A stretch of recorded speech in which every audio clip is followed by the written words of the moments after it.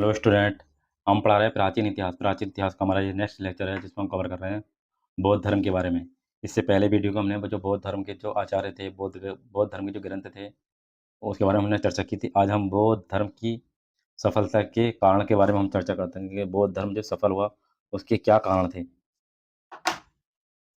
महात्मा बुद्ध ने ज्ञान प्राप्ति के बाद महात्मा बुद्ध ने ज्ञान प्राप्ति के बाद लोगों को उपदेश देना प्रारंभ किया। जब ज्ञान प्राप्त हो गया और इसी संदर्भ में बौद्ध संघ की स्थापना भी ऋषिपत्रम सारनाथ में की गई। तो बौद्ध संघ की स्थापना कहाँ पर हुई? सारनाथ, जिसको हम ऋषिपत्तनम के नाम से जानते हैं। बुद्ध स्वयं अपने महापरिनिर्वाण तक निरंतर धर्म का उपदेश देते रहे। महापरिनिर्वाण का मतलब हो गया मृत्यु। जब तक मृत्यु नहीं उससे पहले धर्म के बारे में उपदेश देते रहे। उनके जीवन में ही बौद्ध धर्म का प्रचार प्रसार कोशी से लेकर कुरुक्षेत्र और हिमालय से विंध्याचल के बीच के प्रदेशों में फैल चुका था। यहाँ तक गौतम बुद्ध का प्रचार प्रसार हुआ। कालांतर में बौद्ध धर्म का प्रचार प्रसार भारत के कोने कोने में हो गया था। इनका प्रचार प्रसार कोने कोने में हो गया था। यही नहीं, भारत के बाहर जो म्यांमार है, श्रीलंका है, चीन है, जापान, जावा, सुमात्रा, मंगोलिया, बुखारा, बल्ख आदि में भी बौद्ध धर्म की शांति पताका फहराने लगी। तो भारत के अलावा विदेशों में भी बौद्ध धर्म का प्रचार प्रसार हुआ। बौद्ध धर्म की इस उन्नति के अनेक कारण थे जिनका संक्षिप्त निरूपण निम्नलिखित प्रकार से किया गया है। एक एक करके हम डिस्कशन कर लेते हैं किस तरीके से बौद्ध धर्म का प्रचार प्रसार फैला। तो पहला है बुद्ध के व्यक्तित्व। बुद्ध के व्यक्तित्व में क्या है?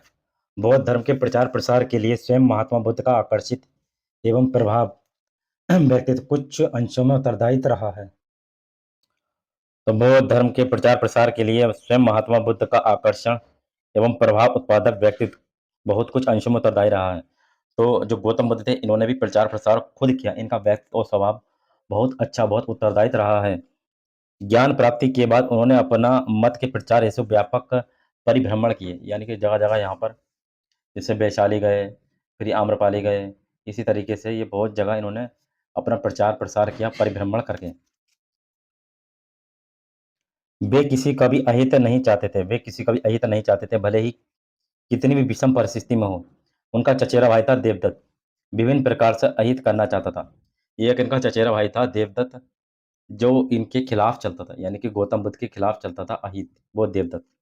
अच्छा, इसी देवदत्त के कहने पर यह अजातशत्रु जो है अपने पिता की हत्या करेगा आगे चल के। परंतु करुबिण बुद्ध का मन उसके प्रति सदैव निर्मल ही रहा।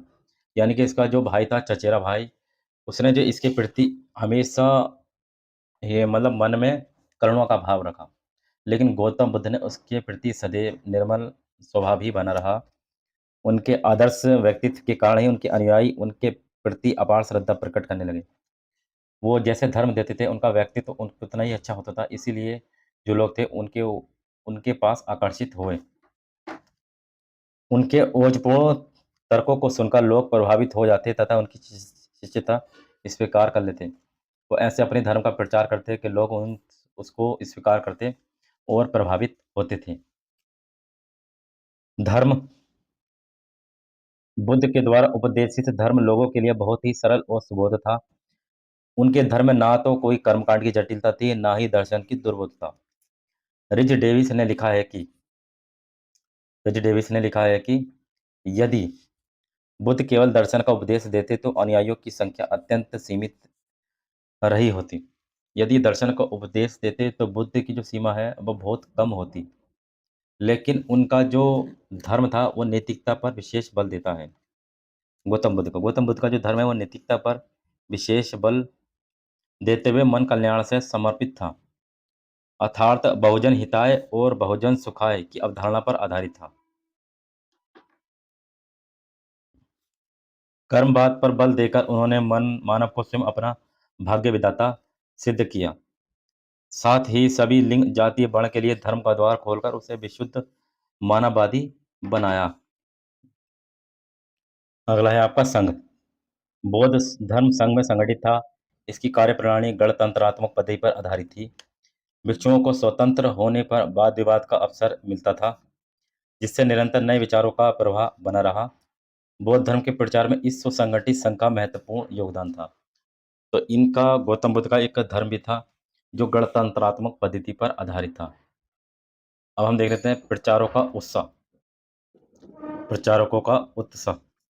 महात्मा बुद्ध ने अपने अनुयायियों को तन मन धन से बौद्ध धर्म के प्रचार प्रसार की प्रेरणा दी। तो बहुत अच्छे तरीके से तन मन धन से प्रचार प्रसार की प्रेरणा दी महात्मा बुद्ध ने। भिक्षुओं को संबोधित करते हुए उन्होंने कहा है कि भिक्षुओं, बहुजन हिताय बहुजन सुखाय, लोक पर अनुकंपा के लिए, हित के लिए, सुख के लिए विचरण करो, एक साथ मत जाओ। महात्मा बुद्ध के इन अनुयायियों ने उनके उपदेशों को अनुरूप कार्य किया और बौद्ध धर्म के प्रचार में जी जान लगा दी। इनके अनुयायी जो थे उन्होंने भी बौद्ध धर्म का प्रचार प्रसार किया। सारिपुत्र, मोदगलायन, आनंद आदि कौन कौन? सारिपुत्र हो गए एक तो, मोदगलायन हो गए, आनंद आदि भिक्षु तथा चेमा, उत्पल वर्णा, सुप्रभाषा आदि भिक्षुणियों ने बौद्ध धर्म के प्रचार प्रसार के लिए जो कार्य किए थे वे बौद्ध धर्म के इतिहास में सदा स्मरणीय रहेंगे। इन्होंने बौद्ध धर्म के बारे में अनेक कार्य किए जो इतिहास में हमेशा रहेंगे। बौद्ध धर्म के प्रचार में संगठन के योगदान पर प्रकाश डालते हुए स्मिथ महोदय ने लिखा है कि भिक्षु तथा भिक्षुणियों का सुसंगठित संघ इस धर्म के हाथों में सबसे अधिक प्रभावशाली अस्त्र था। चारों वर्णों का सहयोग से क्या मतलब है इसका? बौद्ध धर्म में चारों वर्णों के लोगों ने इस प्रकार किया। जो बौद्ध धर्म के जो लोग हैं उन्होंने क्या करा, जो बौद्ध धर्म के चारों वर्ण थे उन लोगों ने इसको इस प्रकार किया। सभी वर्णों के लिए संघ का द्वार खुला होता था और सबसे पहले जो थे बुद्ध के शिष्य व अनुयायी जो थे वो 5 ब्राह्मण ही बने। ये 5 ब्राह्मण वही थे जिनके साथ ये ज्ञान प्राप्त करने के लिए बैठे थे, जो ये साथ छोड़कर चले गए थे। तो ये वही 5 ब्राह्मण इनके पहले शिष्य बनेंगे। जो आपके 4 वर्ण हो गए, 4 वर्ण का मतलब वही हो गया ब्राह्मण, क्षत्रिय, वैश्य, शूद्र। इन 4 लोगों ने इस बौद्ध धर्म को स्वीकार किया और सारिपुत्र, मोदगलायन जैसे उनके शिष्य ब्राह्मण ही थे। तो ये सारिपुत्र और मोदगलायन ये दोनों लोग जो थे ब्राह्मण ही थे। क्षत्रिय में स्वयं बुद्ध का जन्म हुआ था, तो बुद्ध का जन्म क्षत्रिय कुल में हुआ था। ऐसे में क्षत्रियों का स्वाभाविक आकर्षक उनके प्रति था। बुद्ध के उपदेश नैतिकता, अहिंसा आदि देश में शांति बनाए रखने में सहायक थे।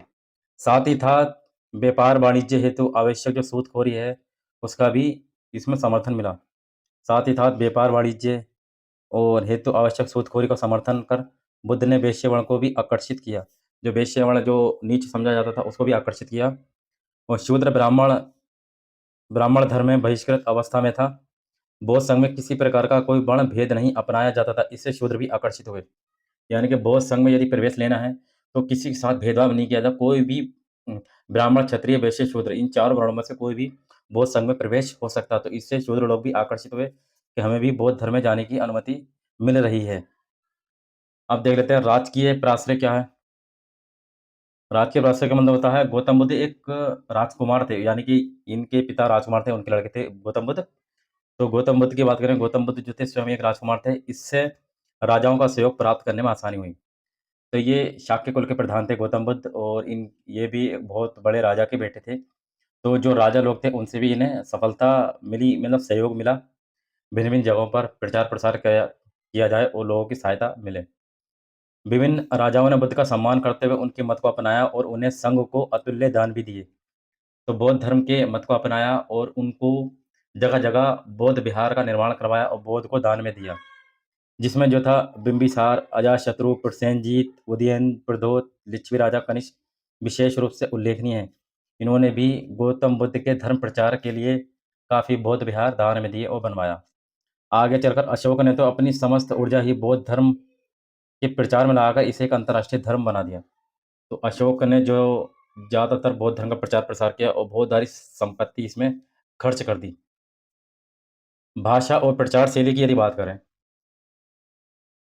भाषा और प्रचार शैली, बुद्ध ने अपने उपदेश जो हैं वो पाली भाषा में दिए। कौन-सी भाषा में? पाली भाषा में दिए। ये आम जन को भी ग्रह्य थी। बुद्ध के उपदेश शैली भी बड़ी प्रभाव उत्पादक थी। वे अपने सिद्धांतों का निरूपण प्रश्न उत्तर शैली में करते थे।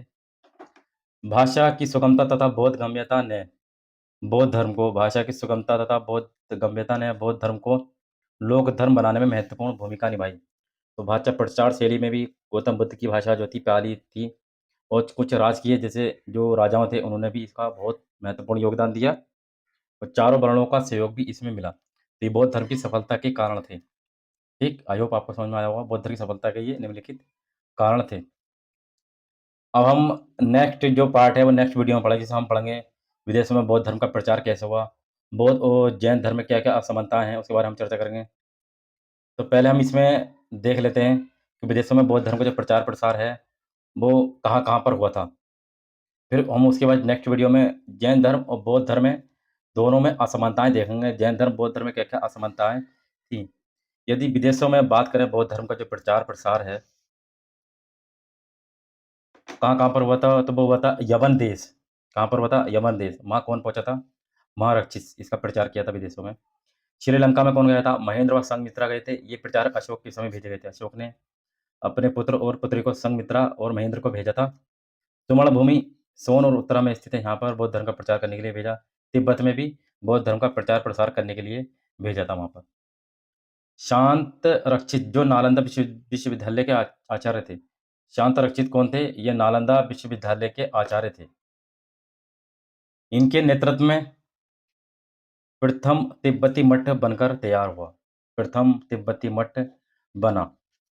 कश्मीर के पद्मसंभव तथा वज्रयान संप्रदाय की स्थापना की गई। तो तिब्बत में बौद्धों का तिब्बती मठ बना। कश्मीर में पद्मसंभव द्वारा वज्रयान संप्रदाय की स्थापना की गई।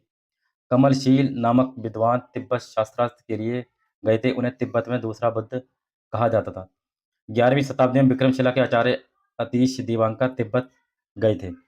तो तिब्बत में कौन थे? 11वीं शताब्दी में अतीश दिवाकर तिब्बत गए थे। वो कमल शीश विद्वान थे, जो भी तिब्बत के शस्त्रास्त्र गए थे, उन्हें भी तिब्बत में दूसरा बौद्ध कहा जाता है। तो तिब्बत में भी बौद्ध धर्म का प्रचार-प्रसार हुआ। अब चीन में देख लेते हैं, चीन में भी बौद्ध धर्म का प्रचार-प्रसार हुआ। चीन में प्रथम सदी में नागार्जुन नामक भिक्षु गया था। प्रथम सदी का मतलब होता है 1002 ईस्वी, ठीक? गया था। चीनी सम्राट ने धर्मरत्न और कश्यप मातंग को चीन बुलाया था और उनके लिए श्वेताश्वर विहार बनवाया था चीन में। मध्य एशिया की बात करें, यहाँ धर्मरक्षक एवं कुमारजीव ने बौद्ध धर्म का प्रचार-प्रसार किया था। मध्य एशिया में किसने? धर्मरक्षक एवं कुमारजीव ने बौद्ध धर्म का प्रचार-प्रसार किया था। तो ये कुछ बौद्ध धर्म के प्रचार-प्रसार के बारे में चर्चा थी और बौद्ध धर्म की सफलता के बारे में हमने देखा कि चारों वर्णों का सहयोग प्राप्त था और कुछ राजाओं का भी प्राश्रय मिला और इनकी शैली थी पाली। और आई होप आपको समझ में आया होगा। अब हम नेक्स्ट वीडियो में जो आपका बौद्ध धर्म और जैन धर्म, इन दोनों में क्या-क्या विभिन्नताएँ हमें देखने को मिलती हैं, वो नेक्स्ट वीडियो में कवर करेंगे। आई होप आपको समझ में आया होगा। चलिए, थैंक्स।